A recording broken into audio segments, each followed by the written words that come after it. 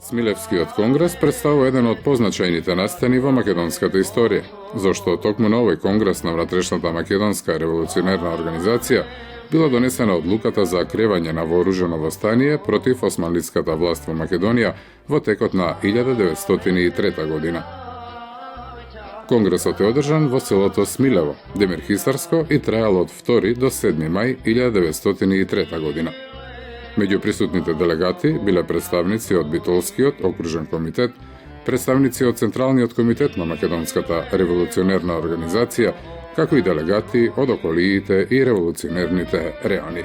Сепак, мнозинството од делегати гласале за кревање на востание, а датумот за почеток требало да го определи избраниот главен штаб на Битолскиот револуционерен округ, во кој влегле Даме Груев, Борис Сарафов и Анастас Лозанчев.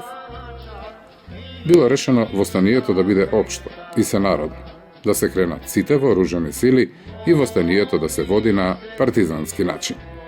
За секој од реоните било избрано горско началство, составено од 3 до 5 раководители, а бил донесен и востанички дисциплински устав. На овој начин се пристапило кон подготовки за кревање на познатото и Линденско востание. Со тоа, Смилевскиот конгрес останал да биде символ на нескротливата желба за слобода на македонските револуционери, што за нив значило смрт, но и чест да се поведе својот народ кон слободна и независна Македонија. Смилевскиот конгрес, 2 до 7 мај 1903 година.